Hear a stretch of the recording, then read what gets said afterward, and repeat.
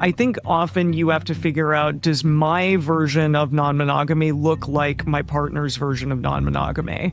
And is my partner okay with, there being bad blood between metamours, there being the potential that, oh, this person just doesn't ever want to talk to me. And I understand that, that gets a little messy and that you don't want to say like, oh, I don't want to date this person because their metamour never wants to meet me. But I don't know. I think you have to look at a global perspective of what is it that I want to have in my life and what is it that I don't. And if this is a constant burden, then maybe there's a misalignment there about the type of relationships the two of you want to be in. Welcome to the Multiamory podcast. I'm Jace. I'm Emily. And I'm Dedeker.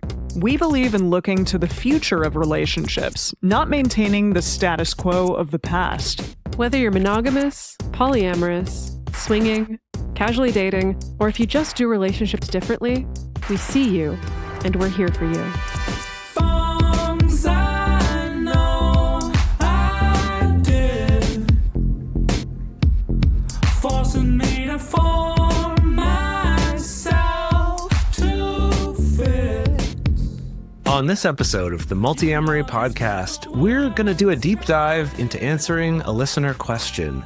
And that question is, what to do when a metamour just doesn't want to meet you? We'll get into some more details about that and also look at some research relevant to it in this episode, so stick around for that. If you're interested in learning about our fundamental communication tools that we reference on this show all the time, you can check out our book, Multiamory: Essential Tools for Modern Relationships, which covers our most used communication tools for all types of relationships. You can find links to buy it at multiamory.com/book or wherever fine books are sold. It's also available on audiobook now. Just a quick disclaimer before we get started here. We have spent a lot of time studying healthy relationship communication, but we're not mind readers. Our advice is based solely on the limited information we have, so please take what we say with a grain of salt. Every situation is unique, so we encourage you to use your own judgment and seek professional help if needed. Ultimately, you are the only true expert in your own life and feelings, and your decisions are your own. And this question has been edited for time and clarity. Okay, here's our listener question. My metamour doesn't want to meet me, and we've started to build resentment toward one another. Hi all, I've been dating a partner for a little over a year, and about 6 months ago we began making the shift from monogamy to polyamory.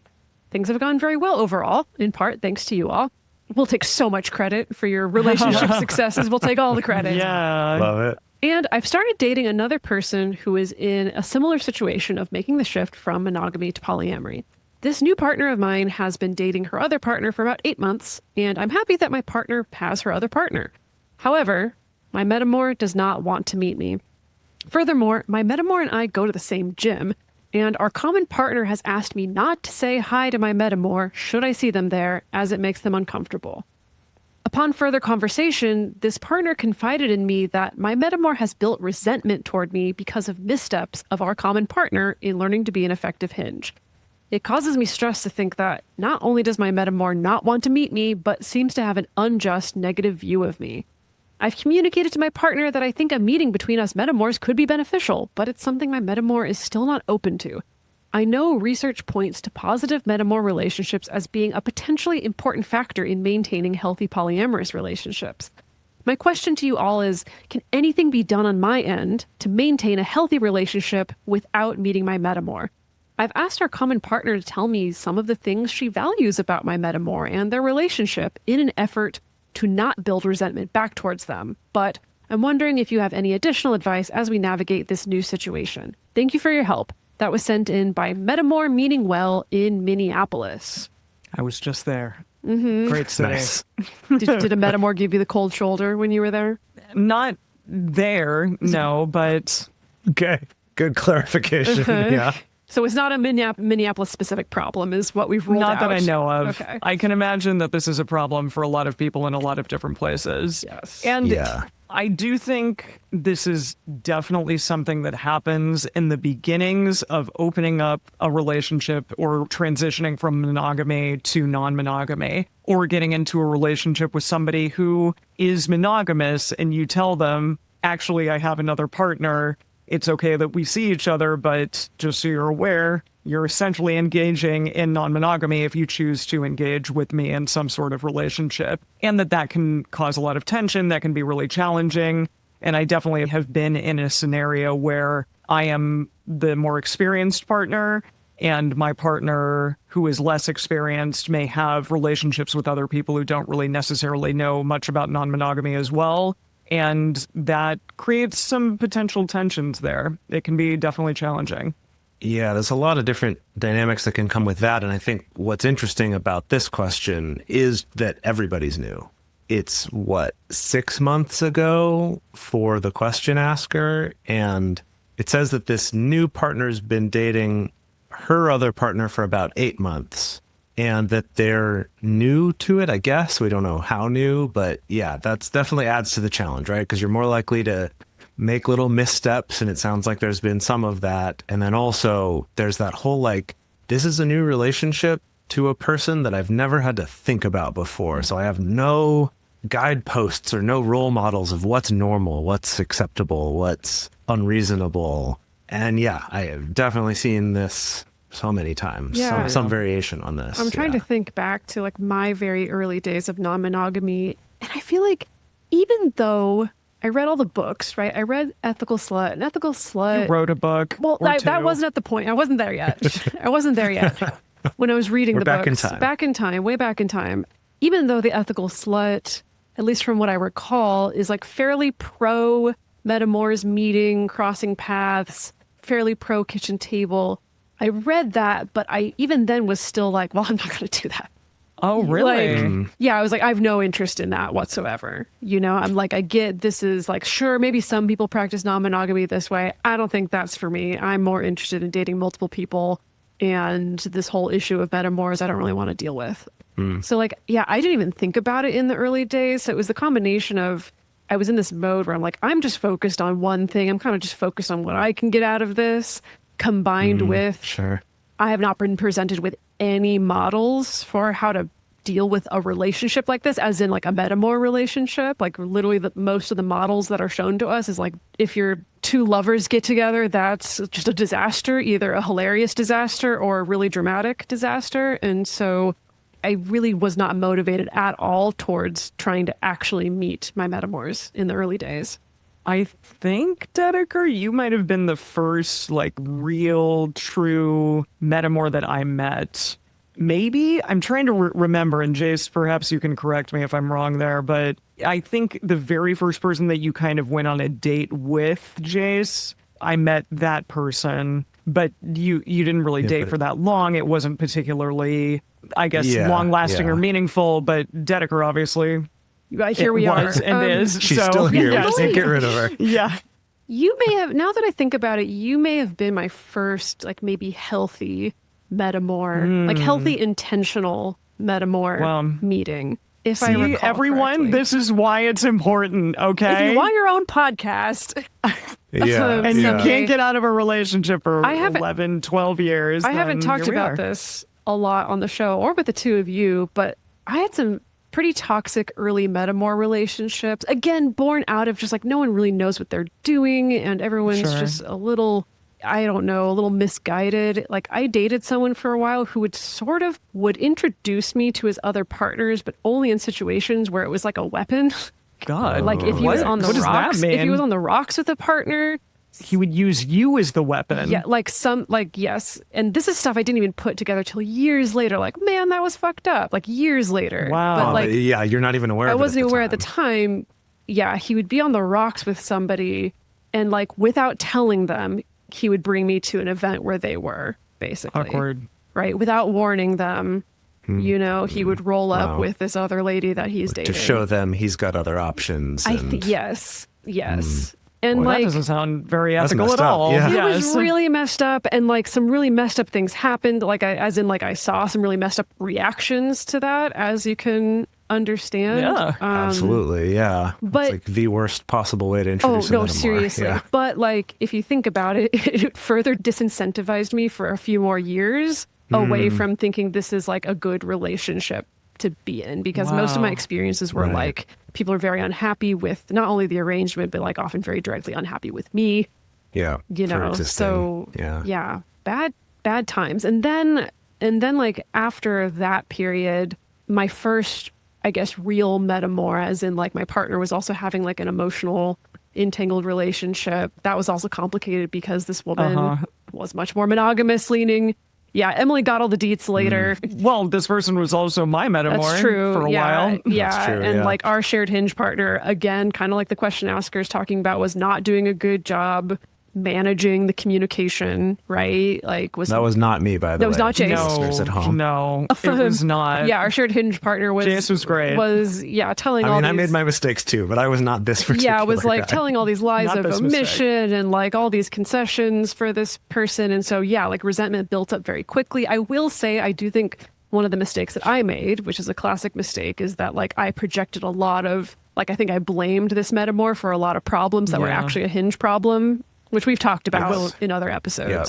But And we'll probably talk about more on this episode. yeah, Yeah, probably. it's just that metamour, like saying something that our shared partner had said to her about me that was like dunking on me. Oh no! And yeah, it was what did really. she say? Are you comfortable sharing? I don't actually remember the content of it. no, you but just remember it was a dunk. Clearly, yeah, it Yeah. was definitely a dunk. It was. She was, basically dissing me, but it was a diss that he had said to her about me. Oh, And so That he she was then said to you. correct while he was sitting there. oh my god! And it was bad, y'all. It was bad. But it was so terrible. You blocked it from your memory. I don't remember what it was, but it was just the fact that it had happened Yeah. in that way. Yeah.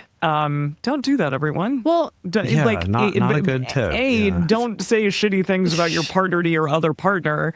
But B, if you are going to, then as the metamour, Don't don't keep weaponize repeating that. it. Don't repeat it Right. while the partner is right there. That's insane. well, okay. Saying all this is really making me appreciate my relationship with you, Emily, because I do think that was very healing, right? Yeah. Because it was like served as like this Likewise. first reminder of, oh, actually, this could be a really good form of relationship with somebody.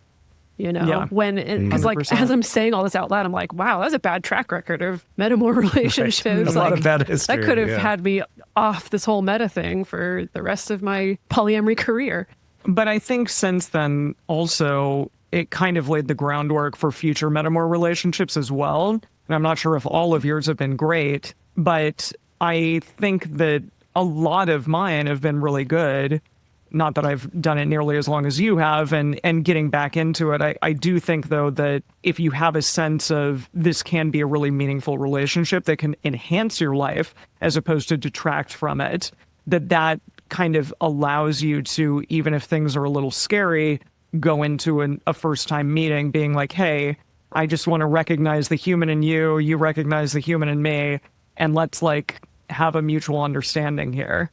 I know I've said this before, but I always love to use the metaphor of in-laws when we're talking about metamours, because I still think that's the closest proxy that we have, right? Where it's a relationship that you have with someone else just through who your partner is, right? So like your sisters and brothers-in-law, or your mother-in-law, father-in-law, like these are people that you didn't choose to have a relationship with them, but by being with your partner, you have kind of peripherally gained this relationship with them, and that they can run the gamut. And I think that at least people can kind of wrap their heads around this idea that, yeah, sometimes you'll have a brother-in-law that you just hate and you just think is a jerk and you don't get along. Sometimes you have one that you get along really well with and they become a really close friend. And I'd say most of the time it's just sort of, we're neutral, cordial.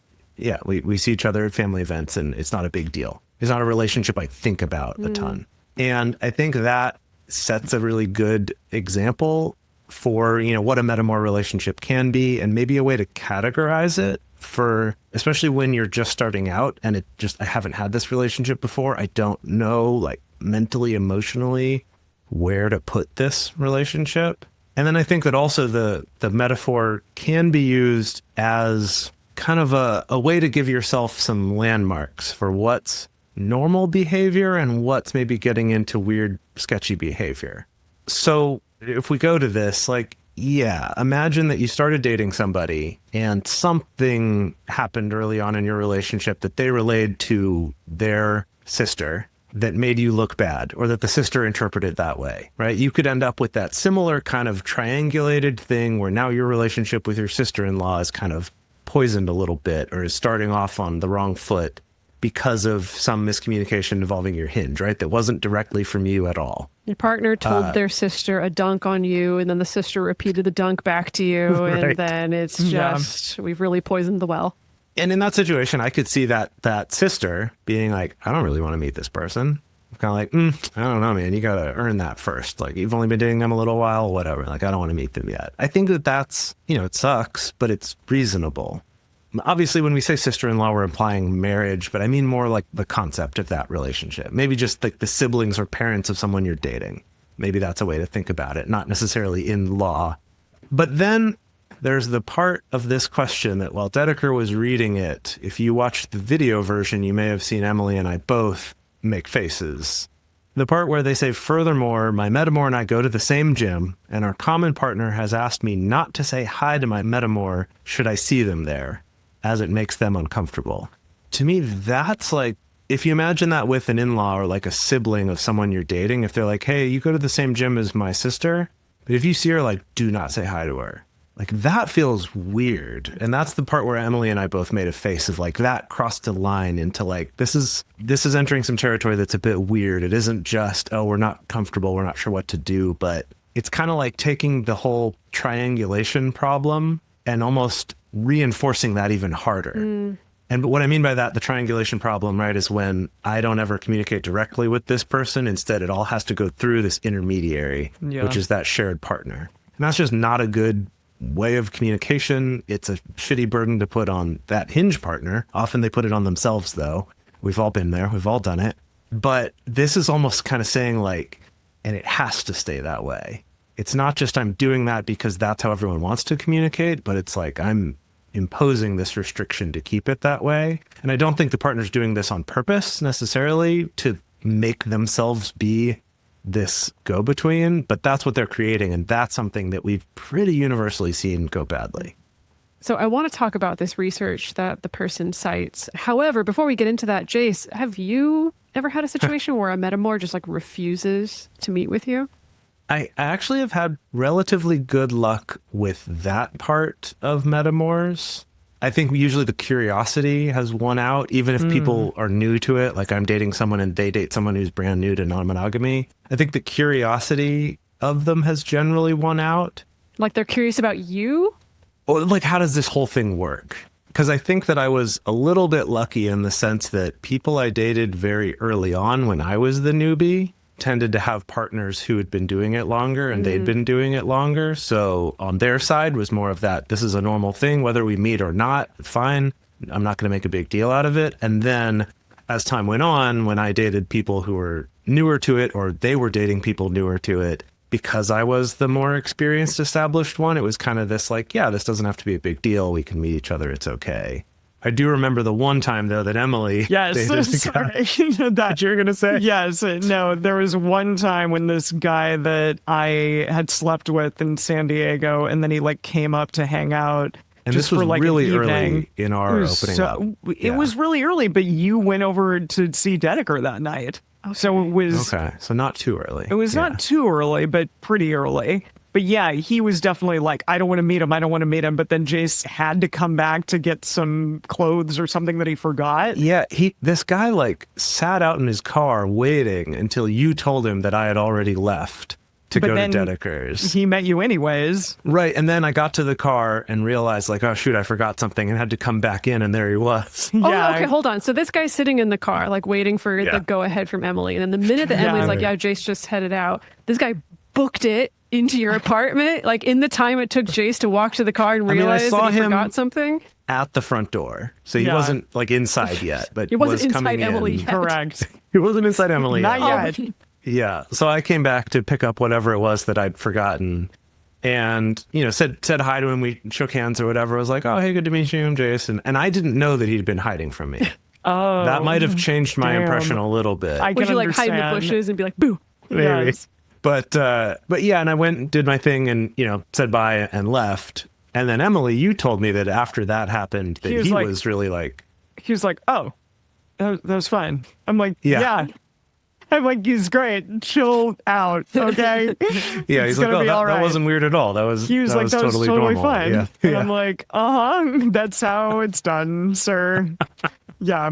And then he, got married like pretty soon after that and had a kid. But that was his Unrelated to the Metamour part of the his story. small amount of non-monogamy and having to deal with Metamours and stuff. I just remembered another story. Sorry, now we're on a Oh, roll. gosh. I want to tell this Yeah, story. okay, do it. All right. Okay, yeah. So this was a little further along in the non-monogamy journey. Yeah, okay. So my partner I was living with at the time, Brad, he had newly started dating a woman. And big surprise, he's dating a woman who's like pretty monogamous, not Like he does. or he did anyway, not down with the whole non-monogamy thing, having a hard time wrapping her brain around it, right? So like I'm set up in this situation with a Metamour again, right?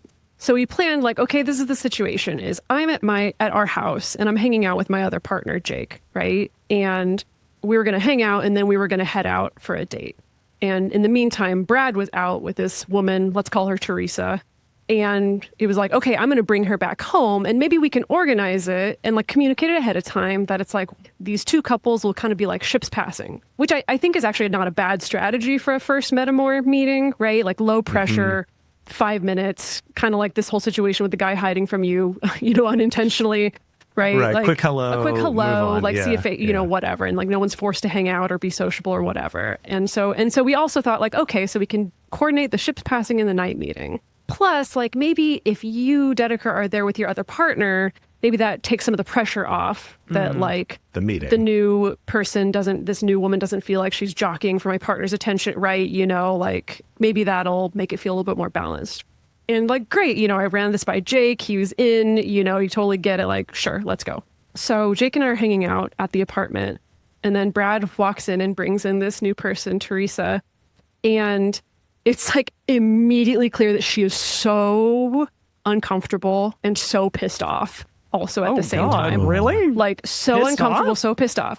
And like Jake and I are like She had to sitting, see you. hanging in the kitchen, right? Chatting and like trying, like all four of us, like trying to have conversation and like talking about music. And for some reason, like the topic of Kissed by a Rose by Seal came up. God. Like for some reason, Like it does. Yeah, me and Jake and Brad were like happens, able yeah. to kind of like joke and like talk about it. And this woman is not having it. Like she is visibly She getting more hates upset, Seal. right? And I'm like, How can you no, hate I'm like, Seal? I need to go to the bathroom. And then Brad is like, cool, hey, Teresa, you want to go see the rooftop? The rooftop's pretty cool. And so, like, he whisks her away to the rooftop. I go to the bathroom, I come back, and then as Jake and I are leaving, Jake is like, you left me in there to just talk about Seal? You left me in that situation? You're like, I understand now that wasn't maybe the wisest. But it's funny because I always That's think so about that funny. whenever Kissed by a Rose.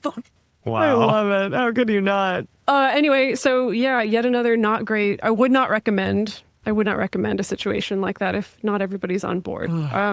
With And that, we don't know what happened on their side, right? Maybe Well, they had I a do fight right know before that- that. Maybe. Oh, maybe. I don't know. I think if I recall getting the context, like it had been maybe a little bit heated before that. Because again, I think this person still was not super jazzed about the idea of non-monogamy or of meeting a Metamour, right? So like, Yeah. to be fair, it's like she wasn't excited about that situation. And then yeah, that same night, like it all imploded. So Oh. anyway, would not recommend. With that, let's take a quick break.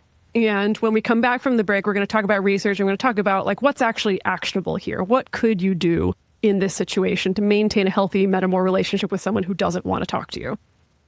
We're going to take a quick moment to talk about some sponsors of this show. Please do give them a listen. Giving them a listen and checking out any links or using promo codes really does help support our show, helps us keep this going. And then, of course, if you would rather support us more directly, you can become one of our subscribers at multiamory.com/join, where we have an amazing private community that you get access to, as well as things like video discussions, early releases of ad-free episodes, and extra materials with certain episodes. And we would love to have you be part of that. It's available at a sliding scale at multiamory.com/join. So this person knows how to write a question to Multiamory because they mentioned research, which of course Ooh, perked up love that. my little ears. So yeah, I looked into what this research is, and I don't know if this is the specific study they're referring to, but it is probably one of the more recent studies on this topic done by Sharon Flicker, who has been on the show before, called Your Happiness is My Happiness, Predicting Positive Feelings for a Partner's Consensual Extradyadic Intimate Relations. That's the long term for Metamour. Consensual extradyadic intimate relations. Yeah, this was published in the Archives of Sexual Behavior in 2024. So if people want to go back to episode 386, we interviewed both Dr. Marie Tuan and Dr. Flicker on our episode titled Compersion, Is It Really Necessary? So this study was a cross-sectional survey with 255 participants recruited from online communities that were focused on polyamory and consensual non-monogamy. They used this specific compersion scale questionnaire to assess 3 subtypes of compersion. So type number 1, positive feelings toward a partner's metamour. Type number 2, excitement about a partner forming new intimate connections. And type number 3, sexual arousal related to thinking about one's partner and metamour together. And their key finding in the study was, quote, those who liked their metamour, felt close to them, and who knew more about their partner's relationship with the metamour experienced higher compersion. These findings also applied to a subtype of compersion that manifests as sexual interest in their partner's relationship with their metamour. This... Fascinating. Yeah, I suppose this supports the stuff that we tend to say on this show is like, in most situations, not every situation, but in most situations, like, if you naturally like this person... or if you actually feel intimately close to them, whether that's emotionally intimate or sexually intimate, but also the more you know about the relationship they have with your partner, the more likely you are to experience sensations of joy or excitement around this relationship. So that's, why I think we tend to encourage people, like, if it's appropriate, meet your metamour, right? You don't got to be best friends. You don't have to become lovers, like with in-laws, right? That you don't have to make it the most intimate relationship you've ever had. But like, if you can find a way, I think way back in the ethical slut, they called it quote unquote falling in like, making the effort to fall in like with your metamour, then that's probably going to make things go a little bit easier for you. But like, how do you do that when someone won't talk to you is the issue. Well, Good question. Yeah, boy. Something that I think is worth discussing a little bit with this too is we've talked before in the past, and I think we even talked about it on this episode with Marie Tuan back in the day, but that you don't have to be best friends or be close. Kind of that falling in like, it could even just be like falling in not dislike and fear, right? Of just neutrality, like you we're often fine. say. Like, yeah, neutrality, like the in-law thing. I was going to ask you, Jace, maybe with the exception of a couple metamours, like Jake, for example, I don't know how many of your metamours you've actually like gotten really buddy with. A couple you've had not great relationships with, but even others that you tended to kind of have more of a neutral time with them. I'm not sure. I've been the whole variety. Yeah. Right? I mean, You've been had doing this quite a for cornucopia at this point of for 13 years or experiences. something. Yeah. Yeah. Where, yeah, like there's Brad, who was the bad metamour. And also we were all still kind of learning at the time. So I don't think any of us were the best at figuring out all of that because that was early on. Sure. But I've had a fair number that were more just kind of neutral of like, oh, Yeah. okay. Hey, yeah, good to meet you. That's it. We didn't really stay in touch. We didn't text each other or chat or whatever. But then I've had some where we'll kind of be buds occasionally for a specific occasion, like it's our shared partner's birthday. Oh, let's coordinate on the party for that or something. And then, yeah, I've had a few also where I've been quite close and have had my own relationship outside of, through our shared partner of just like, oh, let's go hang out. Let's go get a drink. Or like, oh, I'm going to this discussion group. Do you want to come with me to that? Like, yeah, let's do things together. So it's really been the whole range. I will say, though, that I do think it's interesting in this compersion research that they did, breaking compersion into these 3 separate parts, is just that they don't all have to go together.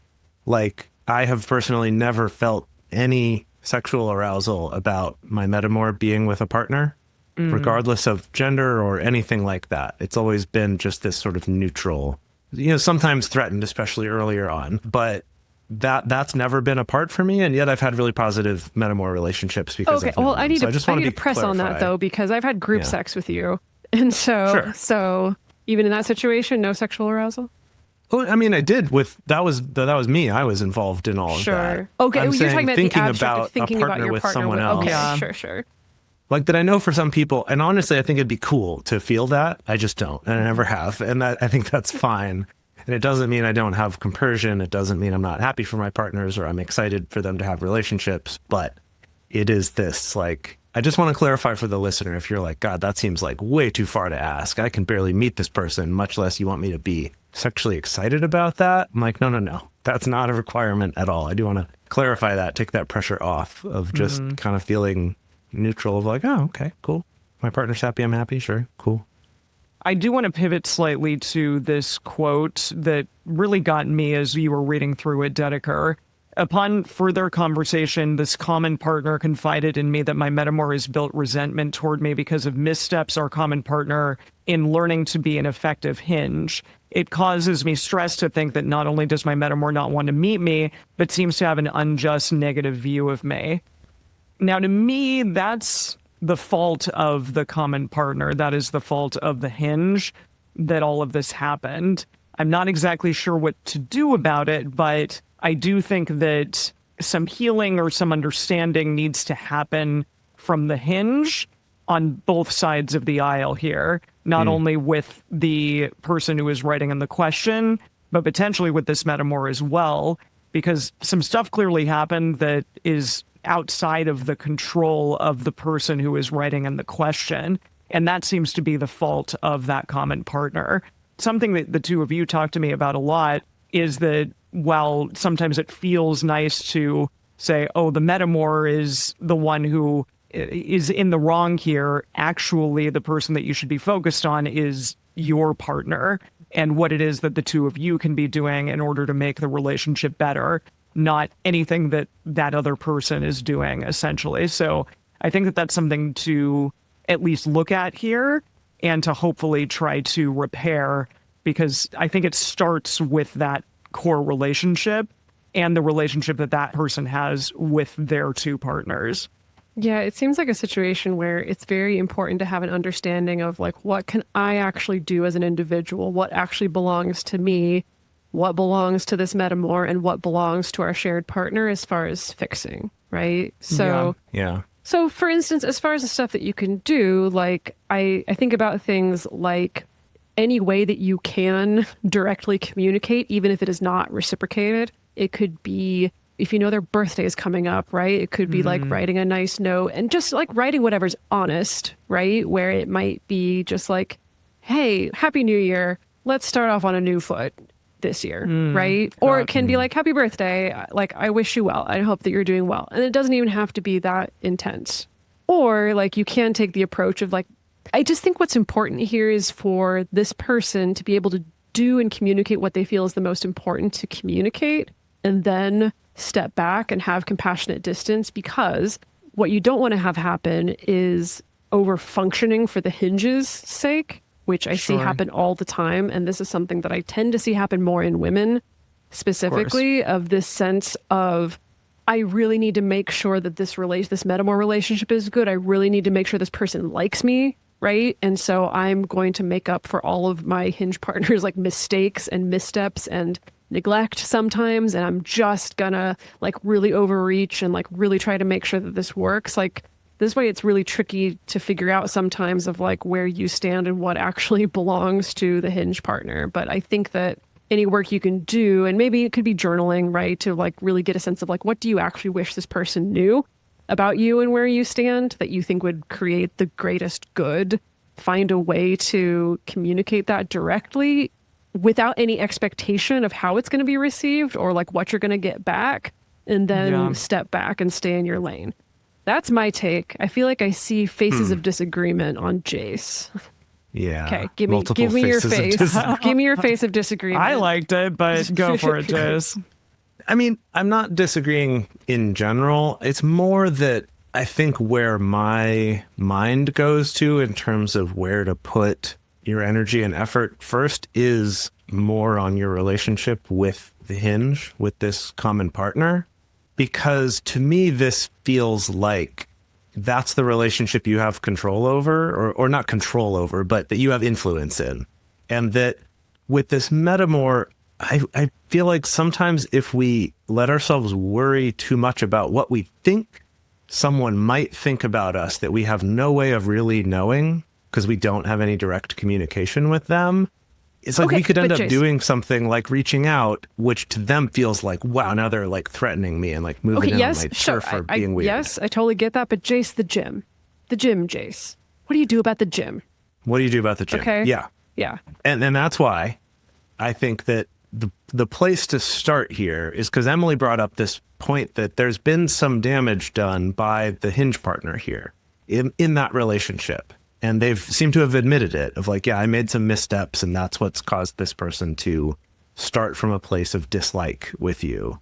And I think it's good that they have admitted that, but I think there's also something to like having more conversations with them about, do you see how maybe you trying to be the one in between us and like controlling our relationship this way is not helping, that it's actually just making this worse, and kind of having, because you're both new, right? That having some of these conversations and figuring this out, I do think is important. Because with the gym, I think the idea of like knowing that somebody's there and seeing them and willfully ignoring them, not speaking to them, not because you two hate each other, not because you have some principled reason for it, but just because your shared partner said don't because they don't want to meet you, like that to me feels super yucky and weird and feels like it would just Well, so make then what do you things recommend worse. then, though? Well, my hope would be to talk to your partner to kind of be like, that's not reasonable, actually. And if this person, I meet them and they tell me to fuck off, then sure, I can respect them telling me that. I hope that they don't. And I hope that you can help us in repairing whatever missteps happened with you, that like, I don't have any ill will toward this person. And I hope that they know that. I don't need to be best friends, but I would like to be able to say hi to this person and not feel like we're having to hide from each other or be hidden from each other. My hope would be you'd have that conversation, and yeah, it might not be easy. Everyone's new. It's a little harder. Everything's scarier, but that they would go, yeah, that does make sense. You're right. And that you can kind of work together on it. And then you have your second problem to deal with, which is the Metamour, right? Because you don't have control over that. You don't know how they're going to react, but at least you've kind of tried to remove some of the triangulation that's happening. I just keep coming back to like, I feel like that's the important part, because otherwise what do? You either ignore them or you do talk to them, and then your partner's pissed off that you talked to them and they told you not to. Okay, but what you're suggesting is like, yeah, go to your partner and explain like, I'm not comfortable with this. I'm going to say hi to this person, right? And like, if they are the one who wants to tell me direct to my face, like to not talk to me, like I can respect that, right? But I'm not going to do this triangulation thing anymore. Your partner hopefully is like, okay, yeah, great, totally understand that.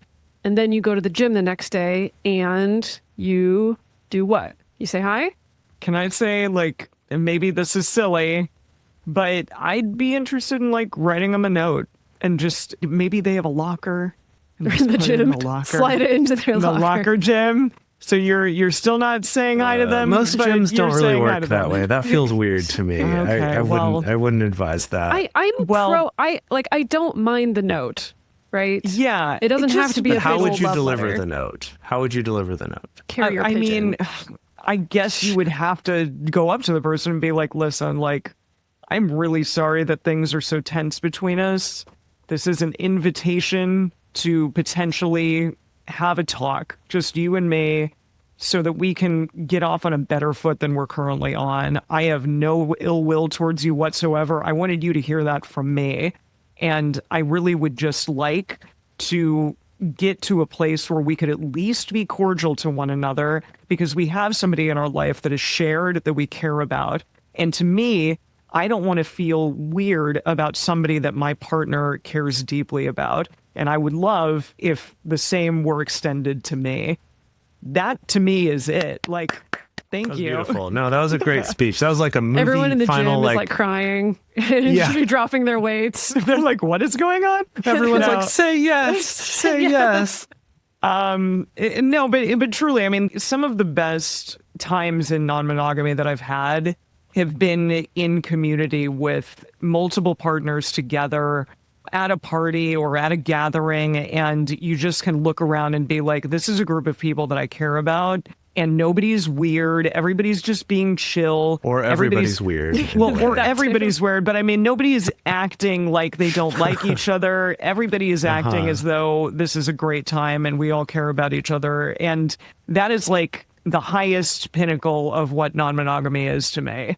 And to not be able to go through that because of some miscommunication, and maybe you'll never get there, but if you can get towards that place in some way, that would be really nice. I think the important piece, though, is that if it's not like a triumphant romantic ending of a movie and like your Metamour spits in your face and is like, I can't, how dare you speak to me? I'm not Then interested. you tried right. at Yeah, least. exactly. It's like you have to know, like, Yeah. I stood my ground, I said my piece, and then don't overfunction and then keep trying to poke at it, right? Yeah. Then it's in God's hands. Actually, it's not in God's hands. It's like in your hinge's hands, kind of. But that's telling, I think, about their decisions as well, about who they're choosing to align with. And, you know, I think we did an episode recently on agreements with self. I think often you have to figure out, does my version of non-monogamy look like my partner's version of non-monogamy? And is my partner okay with, you know, there being bad blood between metamours, there being the potential that, oh, this person just doesn't ever want to talk to me. And I understand that, you know, that gets a little messy and that you don't want to say like, oh, I don't want to date this person because their metamour never wants to meet me. But I don't know. I think you have to look at a global perspective of what is it that I want to have in my life and what is it that I don't. And if this is a constant burden, then maybe there's a misalignment there about the type of relationships the two of you want to be in. Sure. And I think that goes along with why, in my mind, it keeps coming back to your relationship with this partner. Of like, that's the thing that I think needs to get fixed here. Like, that's the part that in all of this feels yucky, is that, and I'm not blaming anyone for this. I don't mean to say like your partner sounds yucky. I just mean the situation that's happened here. This idea that they're triangulating so much to this degree of forbidding contact between you, even if they say that's coming from the other person, that's where it gets into the territory that feels weird, which is why my mind goes to, rather than focusing on, I need to make communication with this metamour, focus on the relationship that I do have, and let's have that conversation to kind of get some clarity about this, and that this is stepping into a territory of them controlling your relationship with this person that just doesn't line up with our values and healthy relationships and things like that. Like, you wouldn't put restrictions on who they can date, so they shouldn't put restrictions on who you can talk to. That's just weird, right? That just feels wrong. And so I think that's why I keep coming back to focusing on that relationship first. But if we go back to the question they asked at the end here, is my question to you all is, can anything be done on my end to maintain a healthy relationship without meeting my metamour? And they mentioned asking the common partner to share things that she values about the metamour so that I don't build resentment back toward them. I mean, like, wow, kudos to you. I think that's, like, you're really doing a lot of work on your side. Yeah. And I think that's great that you're conscious of that. What do you two think? Like, is there more that this person could or should be doing to maintain this healthy relationship without getting to meet the person? Or is it kind of like the work should really be on either, if I truly can't meet this person, they don't want to speak to me, and now I know that for sure, of that kind of like, I've just got to find a way to be okay with that and know that it's their loss and that's not something that I've done wrong or some failure on my part. Like, is there something else there? Because I'm not coming up with anything. I feel like it's more like, don't let this person bother you, like, find ways to be comfortable and like, yeah, this sucks. Hopefully it's just because they're new to this and they don't understand how this could go. We've all been there, but you got to let it go. You can't keep chasing this thing or letting it haunt you. Or talk to your shared partner and be like, no, let's solve this. I will say one thing, and that is, when I had a very trying metamour relationship with Brad, who we talked about earlier in the episode, Oh, Brad. that I would sometimes do metta meditation, or like loving kindness meditations, where usually you'd start on someone who's easy to love, which for me was my puppy at the time, Freddie. You start on something that's very easy, and then you kind of gradually start thinking about people a little bit further and further removed from you, and then, kind of offering that same love and openness to them. And then I would work my way up to finding what version of that I could find to offer to this Metamour, who was being really like actively, aggressively mean in my relationship. So it was, kind of an extreme case. But I did find that was helpful to feel like I'm kind of doing my part to keep my side of the street clean as much as I can. But I would just encourage you not to take responsibility for trying to single-handedly, one-sidedly maintain a relationship that you don't actually have.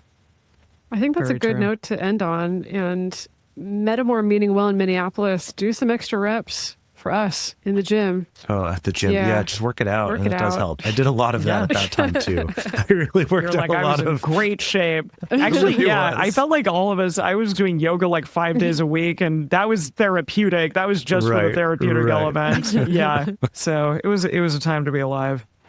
All right, everybody. Our question that's going to be on our Instagram stories this week. What's your first move when making a connection with a meta?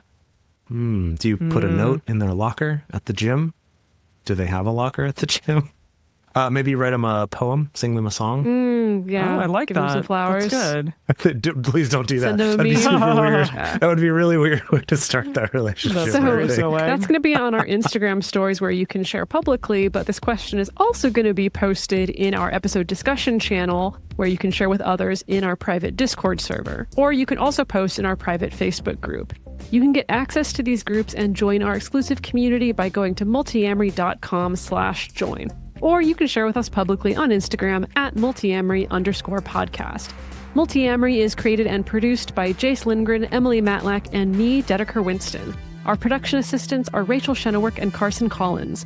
Our theme song is Forms I Know I Did by Josh and Anand from the Fractal Cave EP. The full transcript is available on this episode's page on multiamory.com.